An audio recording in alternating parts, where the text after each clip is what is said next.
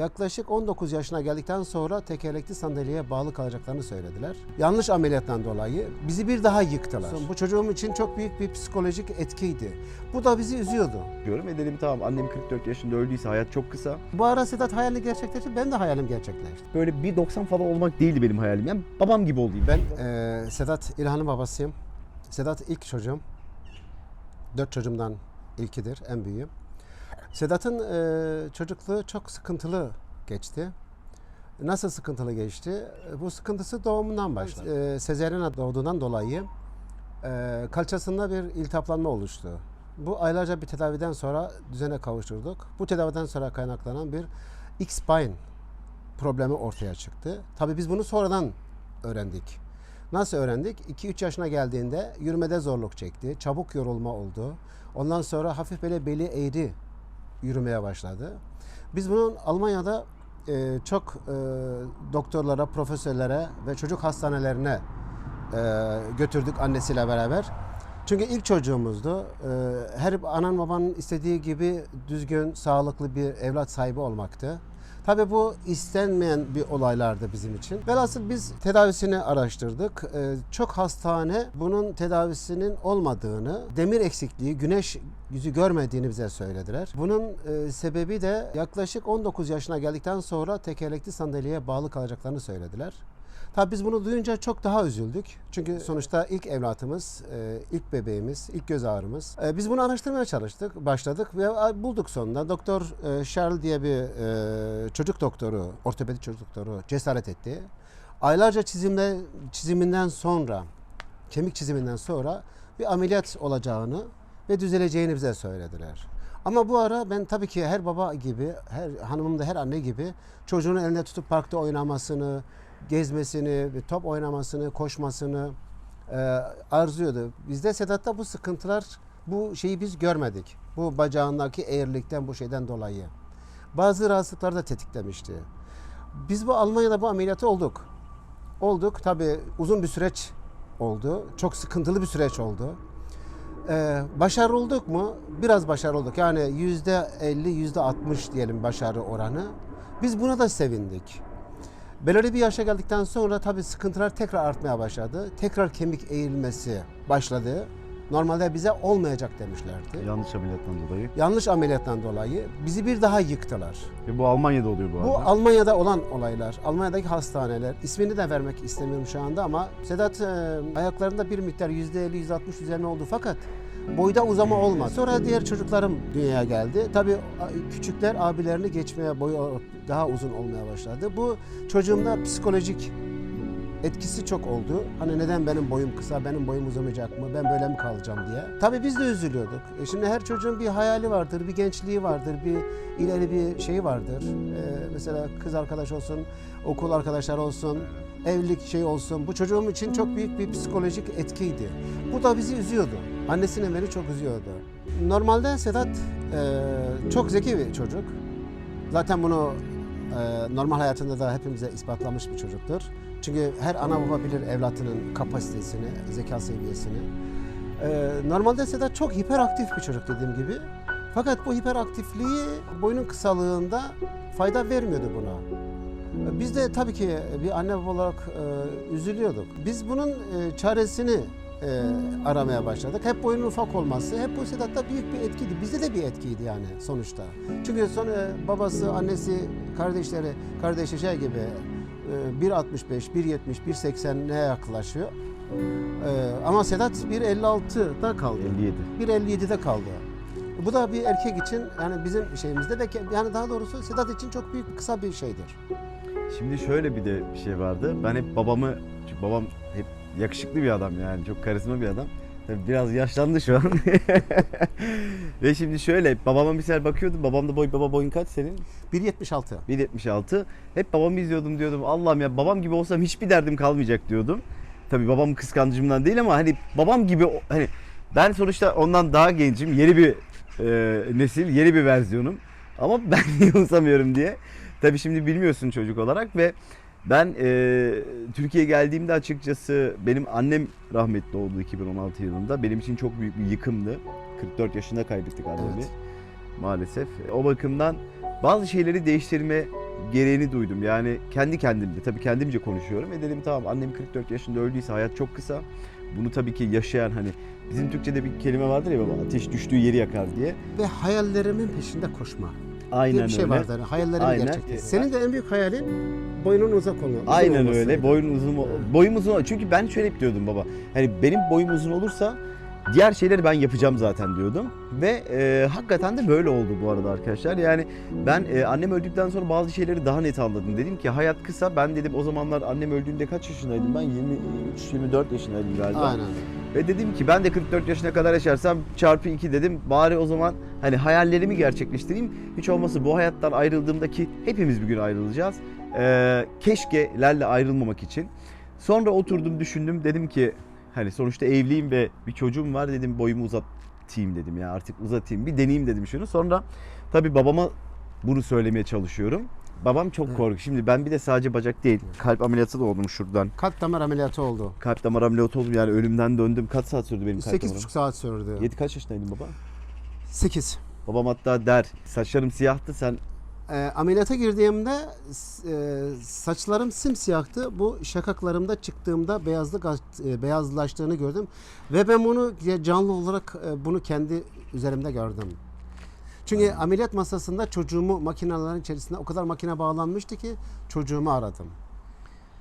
Sonra tabii eşimle konuşuyorum. Diyorum ki ya hayatım, ben nasıl bunu babama anlatacağım diye tabii korkular içerisindeyim. Çok düşündüm gerçekten. Hani ameliyattan dolayı değil, babama bunu söylemekten dolayı. Çünkü annemi kaybetti. Çok Kız kardeşim, disiplinli bir insanım. evet, kız kardeşim kucağında vefat etti babamın. Yani çok dramatik bir aile hikayem var bu arada. Evet. Aslında bakmayın yani. Evet.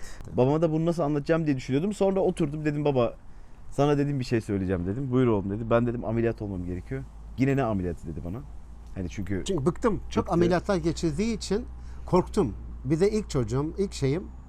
İstiyorum ki hayalleri de gerçek olsun. ama onu bilmiyordun işte. Onu bilmiyordum. Ben de babama dedim ki baba dedim, ben dedim ameliyat olacağım. Babam bana dedi ki oğlum ne ameliyat olacaksın? Ben dedim ki baba ben boy uzatma ameliyatı olacağım dedim. Durdu önce bir. Evet, şok oldum çünkü. Saçmalama oğlum, ne demek boy uzatma dedi. Hani bize derlerdi ki basket oynayın, voleybol oynayın. Yüksek hani kendinizi eski insanlarımız sallandırın ki boyunuz uzasın diye. Veya şunu yiyin. Böyle tavsiyeler ederlerdi. Ya oğlum bir gidişi ya, saçmalama falan dedi. Dedim Evet. baba. Dalga geçiyor sandım ben de. Çünkü normal ameliyat tamam, mesela diyelim ki Evet. estetik ameliyatı olur, ne bileyim herhangi bir normal dış ameliyat olur ya da bir şey olur. Ama boy uzatma deyince sanki benden dalga geçiyormuş Dalga gibi geçiyor. sinirlendim. Aynen. Sonra ben dedim ki baba dedim, bildiğin dedim kemiği kesiyorlar. Ne diyorsun sen dedi ya. Sonra dedim 10 saatime kadar uzuyorum dedim falan. Sonra neyse babam dedi ki eğer dedi öyle bir şey yaparsan, evlisin, çocuğun var, saçmalama, hakkımı helal etmem dedi. Reddederim sana dedim. Reddederim dedi. Sonra dedim ki yok bu böyle olmayacak. Kaç gün sonra konuyu kapattım. Sonra hatta Doğukan'ın doğum günü vardı orada. Doğukan doğum gününü kutladık. Bu 3. oğlum. Aynen. Sonra babama dedim ki baba psikolojik ben hiç iyi değilim dedim. Nasıl ya dedi. Senin evladın ve senin gözüne her türlü güzel gözüküyor olabilirim ama boyum ufak olması beni psikolojik ben çok etkiliyor. Yani bu benim çocuk, evli alakası yok. Bunu kendim için istiyorum dedim. Ve bu benim Çünkü hep hayalimdi dedim. Evlendi de hanımı kendisinden uzun boyluydu. Evet. Öyle bir şey. Yani bu da Ona rağmen iyiydim ya. Yine. Sonra işte babam da onu anlayınca, psikolojik gerçekten çok sıkıntılar yaşadım anlayınca dedi peki dedi. Tabii baba biliyorsunuz. Şöyle bir şey, hayır yani şimdi mesela kızım kucağımda kaldı, arkasından babam vefat etti. Yani böyle olaylar, Sedat'ın böyle birçok ameliyatlar geçirmesi bende de gerçekten psikolojimi bozdu. Acaba diyorum hani böyle ters giderse, hani bu ameliyat ters gider de çocuğum bu sefer tam sakat kalır, tekerlekli sandalyeye mahkum kalırsa o zaman benim için daha bir yıkımdır. Bir baba ana için daha yıkımdır. Ben bu ameliyatı olmasını gerçekten istemedim. Çünkü çok korktum. Yani sağlığını kaybeder diye korktum. Sağlığını kaybederse psikolojik de biter diye korktum. Ama benim çocuğum kararlıydı, olmak istedi. Oldu da. Olduktan sonra bu eğri bacağındaki kemik eğrilmesi düzeldiği gibi boyunda 10 santim uzatınca bu sefer ben oğlumdan daha çok heveslendim. Ve bu sefer Aynen. ben baskı yaptım ikinci ameliyatı ol diye. Üçüncüyü de baskı yaptı bu arada. Yani inan ki yani işte üçüncü değil mi? Evet. İkinciyi de baskı yaptı. Evet. Üçüncü yanımda da ayrılmadı. Oldu ve inan ki şu anda benim oğlum, ben 1.76'yım. Aynı beni hemen hemen kaç? Aynı boydasın. Bir santim uzunum ya. 1-2 santim geçti. Benim yakışıklığımı elimden aldı. Boyumu elimden aldı. Ve bu ameliyattan sonra çocuğumda psikolojik sorunun bittiğini ve artık hayata daha güzel, daha farklı bakışını gördüm. Ve çocuğum bunun üzerine kendi başarılı olduğu için, kendi psikolojik sorundan kurtulduğu için gerçekten bir insanda bu büyük bir sorun. Hani benim başıma gibi ama çocuğumun başına geldiği için bu ameliyatla beraber kendi sorununu da üzerimden aldı, bizim sorunumuzu da üzerimizden aldı. Ve ondan sonra da çocuğum hayata atıldı ve bu başarısını, bu psikolojik sorununu diğer insanlara da faydalı olabilir miyim diye bu yola girdi ve Lila Otoyolları kurdu. Peki baba, ben sana bir şey soracağım. Şimdi 3 kere ameliyat oldum, boyum uzadı. Şu an hani nasıl hissediyorsun beni böyle gördüğünde? Şu an inan ki Ben merak ettim şimdi. şöyle diyeyim, ben senden daha çok mutluyum. Niye? Çünkü benim o korkumu sen yaşamadın. Benim korkum şuydu. Sen benim ilk çocuğumdun. Hayalimdi. Elimde tutup alışverişe gitmek, gezmek, beraber bir top oynamak, spor yapmak. Bu benim en büyük hayalimdi. Bu ilk hayalimi gerçekleştiren sendin. Fakat bu rahatsızlığın çok hayalimi gözümde koydu. Ve bakıyorum ki Sedat'tan psikolojik sorun olmadığı için Sedat da artık daha ufuklara, daha ileri bakıyor, daha ileri görüşlü. Çünkü insanın beyni boş olunca yapacak çok şey, düşünecek çok şey oluyor.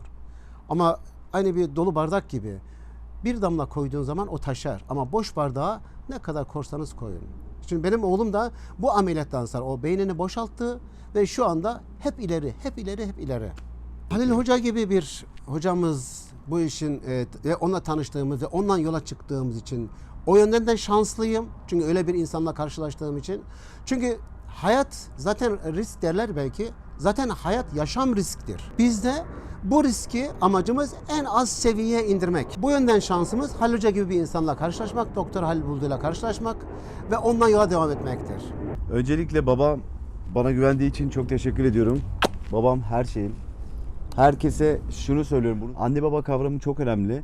Şimdi hastalarımızı anlıyorum. İstiyorsunuz, bu sizin hayaliniz ama ben de şimdi baba olduğum için eskiden bir baba kimliğiyle bakamıyordum bazı şeylere. Bir evlat kimliğiyle, yani niye izin vermiyor, niye onu yapmıyordu. Şimdi kendi oğlum olduğu için bazen grip oluyor, bazen bir yerini kesiyor. Hani keşke ben keseyim, ona bir şey olmasın oluyor. O bakımdan Her ananın babanın şeyidir. evet biliyor musun? arkadaşlar, anne baba çok önemli bir kavram. Tabii ki bunun değerini bilen var, bilmeyen var. Anne baba için de geçerli bu arada. Evet. Babam sağ olsun benim hep hem arkadaşım hem öğretmenim de benim, yani hayat öğretmenim Annen de. oldum, baban oldum, arkadaşın oldum. Her şeyim oldu. Çocukluk. Yani her türlü iş adamlığı terbiyesini falan hep babam aktardı. Şimdi burada çok önemli şeyler var. Bakın bunu dinleyin lütfen. Hep mutlaka anne baba rızası, bu Almanlar için de geçerli, İngilizler için de, Amerikalılar için de. Çünkü anne baba dünyanın her yerinde anne babadır. Dil, ırk önemli değil. Anne Önemli annedir, değil. baba babadır dünyanın Aynen her öyle. yerinde. Aynen öyle. O bakımdan mutlaka anne babanızı dinleyin ve onların rızasını alın. Yani eğer bir anne bir baba kesinlikle olmayacaksın diyorsa burada mutlaka bir şey var ve bence bu ameliyatı değil, diğer şeyleri de olmayın. Yani Ama şu var. Bak şunu söyleyeyim. Bana kalsaydı ben bu ameliyatı ettirtmeyecektim. evet. Yani tamam dinleyeceksin ama insanlarda akıl diye bir olay vardır. Bunu tartıp bunu gerçekten düşünmesi lazım. Bak bunu da Bazen babam de söylüyor. bunu bazen de çocukların da sözüne gideceksiniz. Hani meşhur bir güzel Türk atasözü vardır. Derler ki çocuk demeyin. O isterse bir yurt yaratır, isterse bir ulusu uyandırır. Bazen çocuk fikirleri de gerçekten mükemmel bir fikirdir. Tabii ki anne baba da bazen çocuklarını çocuk deyip de küçümsememesi lazım. Onların fikirlerine saygı göstermesi lazım. Aynı benim gibi. Ben şimdi diyorum ki çok iyi yapmışım. O zaman o Sedat'ın verdiği karara itiraz ettiğim halde saygı duymam.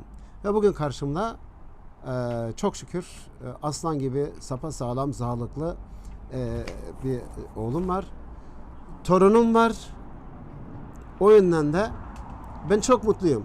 Her ananın babanın da bizim gibi mutlu, huzurlu, sevgi dolu olması dileğiyle. Wow. Bunu bir babadan duydum. Ben de şu an şok oldum. Peki o zaman baba sen ne diyorsan o. Ben gerçekten çok dramatik bir hayat geçirdik hep beraber. Evet. Yani sağlıksal sorunlarım, işte Çünkü çocukluğun çok sorumlu geçti. evet, kız kardeşimi kaybetmem, Evet. psikolojik etki yarattı. Annemi kaybetmem maalesef genç yaşta.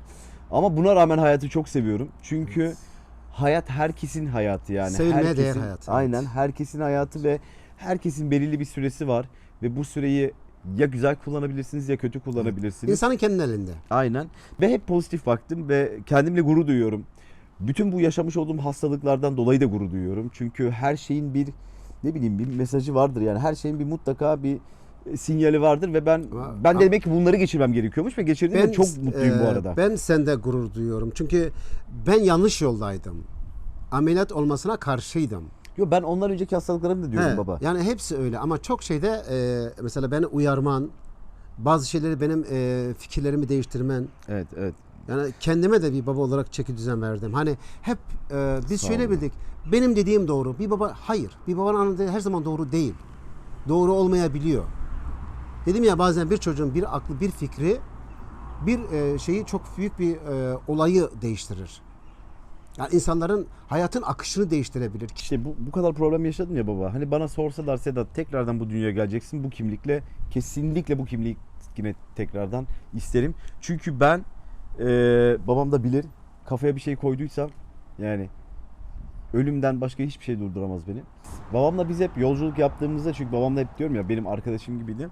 Babam hep bana der ki oğlum sana bir şey söyleyeceğim bunu unutma. Ne baba dedim. Çok iyi hatırlıyorum. 15 yaşlarındaydım. Sen araba kullanıyordun ben de yanındaydım. Dedi ki bir insan sana kötülük yaparsa ne yaparsın dedi. Dedim ben de dedim hesabını sorarım. Hayır dedi iyilik yapacaksın dedi. Tekrar kötülük yaparsa yine iyilik yapacaksın ve tekrar kötülük yaparsa yine iyilik yapacaksın dedi. Ben de dedim niye ya? Niye öyle bir şey yapacağım? Baba saçmalama dedim. Adam bana kötülük yapıyor ben de iyilik yapayım. Ve onun o söylediği lafı şu an bizzat yaşıyorum. Ama çok sağ ol baba. Gerçekten bana bu hayatta çok şey gösterdin. Belki başarımın sırrı senin sayende. Çünkü çok eğittin beni. Çok nasihat verdin bana. Yani iyi ki hep de yanımdaydın. Hiçbir zaman babam iyi günümde veya kötü günümde yanından ayrılmadı. Hep yanımdaydı babam. Babalık bence hakikaten bu. İnşallah bir gün senin gibi baba olabilirim. İnşallah ama sen de bana şunu öğrettin oğlum. Her zaman babanın ananın haklı olmadığını öğrettin. Estağfurullah baba. Gerçekten o an o zaman ben kendi dediğimi yapsaydım şu an sen tekerlekli sandalye ile geziyordun. Ama orada senin ısrarın, senin psikolojik sorunun bizi bugün bu hale getirdi. Ve kendin düzeldiğin gibi, kendi sorunlarını hallettiğin gibi şimdi diğer insanların sorunlarıyla uğraşmaya başladın. Sorunlarını halletmeye çalışıyorsun. Çok mutlu ediyorum. Son bir cümlem olacak size. Annenizle, babanızla, eşinizle, akrabalarınızla eğer boy uzatma ameliyatı olmak istiyorsanız veya başka bir ameliyat olmak istiyorsanız ama ben boy uzatma ameliyatı için konuşuyorum. Mutlaka bu ameliyatı niçin olmanız gerekiyor? Bunu anlatın. Eğer anne baba rızası istiyorsanız çünkü hakikaten psikoloji o kadar büyük bir sıkıntı ki yani misal bir iş yerinde bile hani bacağımı kırdım falan filan adamlar bir şey söylüyor. Psikolojim bozuldu dedim bunun ispatı yok İspatı ve yok. gerçekten de öyle ve maalesef o psikoloji öyle bir şey ki insan bedenini ele geçirip bütün sağlık sisteminizi çökertip sizi mahvediyor. Hayatınızı karartıyor. Evet, içten içe bitiriyor. Allah korusun kanser hastalıkları. İşte gerçekten evlilik hayatınıza verimli bir eş olamıyorsunuz. Çocuklarınıza verimli bir anne baba olamıyorsunuz. Çünkü neden? Kendinizle memnun değilsiniz. Kendinizle barışık değilsiniz. Ve bunu annenize babanıza anlatmanızı istiyorum. Niçin biliyor musunuz? Bu vücutta bu hayatı siz ve bu vücutta siz varsınız. Anneniz babanız yok. Annenizi babanıza güzel bir şekilde anlatırsanız yani kalkıp da kız bana sen küçüksün dedi ondan bu ameliyatı oluyorum derse tabii ki baba dalga mı geçiyorsun Evet. der. Ama hakikaten baba benim psikolojim hiç iyi değil. Bak belki başarılı olacağım ama bu boyumun etkisinden dolayı burada bir blok var bende ve o bloktan dolayı başarılı olamıyorum. İş hayatında, aşk Evet, hayatında evet, bu evet. her şeyde Evet. her şeyi çok büyük bir şekilde etkiliyor. Boy öyle bir şey ki baba seni Evet. reprezente ediyor yani. Bu kadar basit bu iş. Ya şimdi babam bana hep böyle dev gibi geliyordu. Yani böyle çünkü ben küçüğüm ve babam benden büyük ve babam sonuçta baba hep baba kimliği büyük güçlü olur seni koruması için. Böyle 1.90 falan olmak değildi benim hayalim. Yani babam gibi olayım. Çünkü babam yakışıklı bir adam. Tabii gençken daha da ayrı bir karizmaydı. Şu an tabii biraz yaşlandı her insan gibi. O zamanlar hep babam böyle idol olarak kalıyordum. Ya adam Allah Allah hem yakışıklı hem uzun boylu. Ulan dedim ben böyle olamadım ya. Allah'ım ya Rabbim dedim. Ve tabii babamı geçtikten sonra ya bu şaka mı dedim yani hani bir an benim için hayal olan bir şeyi gerçekleştiğini görüyorsun ama şöyle bir hayal bu arada. Zengin olmak, Ferrari almak, Porsche almak bir hayal değil benim için bu arada. Niye hayal değil? Çünkü bunları alabilirsin. Çalışırsan, para kazanırsan, biriktirirsen veya başarılı bir insansan alabilirsin. Bunlar alabilecek, yapabilecek şeyler benim için bir hayal değildir. Veya bir cumhurbaşkanı olmak benim için bir hayal değildir. Benim için hayal şudur. Gerçekleşemeyecek atıyorum uçmak gibi, suyun üzerinde yürümek gibi, suyun altında nefes almadan 3 saat kalabilmek gibi şeyler benim için hayal. Ama şu var, yani senin en büyük hayalin herkes gibi böyle koşup oynamak, boyun uzaması. İşte benim için Bu hayaldi o baba. Sorunları Çünkü gerçek olmayacağını biliyordum. Bunu hallettikten sonra sen farklı bakmaya başladın Evet, dünyaya. çünkü ama şöyle, o bir hayaldi benim için Evet. ve bu ameliyatların var olduğunu biliyorum ve gerçekleşmeyeceğini bildiğim için bir hayaldi. Hatta bazen böyle yattığımda abi düşünsene diyordum ya, Allah yaradana dua edersin, birden bir kalkmışsın 15 santim uzunsun. Hatta ben kitaplara çıkıyorum böyle 10 santim bile bana yeter diyordum. Ben 1.70 bile yeter diyordum, şu an 1.77 oldum. O bakımdan şu an babamı geçmek, inanın şöyle söyleyeyim, ya bir yanım şöyle diyor, bu hakikaten halen bir hayal. Hiçbir zaman böyle bir hayatın yoktu, hep babandan uzundun diyor. Bir yandan da sanki hiç bu ameliyatı olmamışım gibi enteresan bir duygu var. İnanın bana, bu duygularımı size açıklayamam. Çünkü bunu yaşamanız gerekiyor. Yani bu duygular, birisine aşıksın, o duygular değil. Bunu çok farklı. anlatılmaz, yaşanır derler Evet. ya. Hakikaten Evet. anlatılmaz, bunu yaşamanız Ya, gerekiyor. bu ara Sedat hayali gerçekleşti. Ben de hayalim gerçekleşti. Niye? Çünkü niye? Çünkü çocuğumun Senden uzun oldum kafasında baba. hayır, çocuğumun kafasında sorun kalmadı. Mesela ailesine daha bağlı, çocuğuna daha bağlı. Yani en azından çok farklı bir Sedat oldu. Evet, evet. Yani beklentimizde çok farklı bir kişi karşımıza çıktı. Babam bütün 3 ameliyatımı da benimle beraber geçirdi ve yardım Her etti ameliyatına. bana. Her ameliyatım ama boy uzatma için diyorum. Evet. Her Ve anlatına yanında bir ufak boylu insan olarak tabii ki hem ufak boylu insan olmanın tadını, yani zevkini gördüm, yaşamını gördüm ve bir de normal bir insan diyelim çünkü uzun boylu 1.90. ama ben de üzülüyordum ama o durumuna sana belirtmek istemiyordum. Belirtmiyordum yani. Öyle. Ama şöyle bir şey var baba bak. Çünkü benim de hayallerim gözümde kalmıştı. Çünkü yürümede sıkıntı çekiyordun, her şeyde sıkıntı çekiyordun. Çünkü benim hayalim neydi? Senden gezmek, dolaşmak, elinde tutmak, alışverişe gitmek, spor yapmak, top oynamak, yüzmek. Boyu ufak bir erkek bu hayatta boyu ufak olduğu için kendini çok fazla göstermesi gerekiyor. Çok efor sarf etmesi gerekiyor. Yani komik olması gerekiyor. İşte ne bileyim başarılı olması gerekiyor böyle ve aslında boyundan dolayı bunu yaptığı için yoruluyor ve başarılı olamıyor. Ama şunu fark ettim. Şu iki tarafı da gördüğüm için boyu uzun olan insanda zaten boyu uzun. Öyle bir problemi yok. Kendini gösterme gibi bir, ispatlama gibi bir sebebi olmadığı için full başarıya veriyor ve direkt başarılı oluyor ve bu başarılı yolda yorulmuyor arkadaşlar. Bunu ben öğrendim. Çünkü ben bu iki şeyi de tattım. Ufak olmayı tattım, uzun olmayı tattım. Evet. Ve bunu ben fark ettim. Gerçekten evet, uzun boylu insanları kıskanıyorum çünkü böyle bir derdiniz yok. Ama siz bence bizi kıskanın çünkü ben komik olmak zorundaydım, başarılı olmak zorundaydım. Bu kimliğimi korudum. Şu an boyumu uzatabildim. Çünkü boyumu uzatabiliyoruz. Boyumuzu uzatabiliyoruz. Ve bu kimliklerle beraber her şeyi elde edebildim diye düşünüyorum. İyi ki varsın. Sağ ol. Sen de İyi öyle ki benim baba. oğlumsun. Sen de öyle. Sen olmasan ben olmazdım. Çok teşekkürler baba. Selamlar herkese.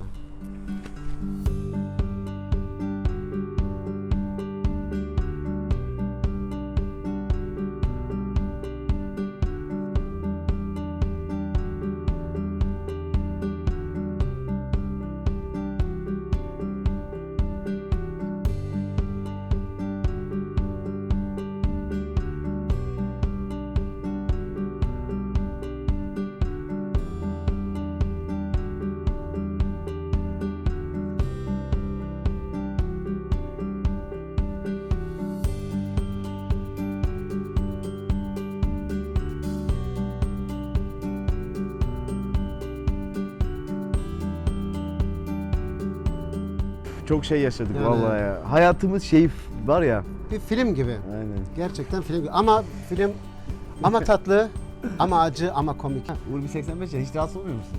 Ya oluyorum ya. Şimdi yanında çocuk gibi duruyorum.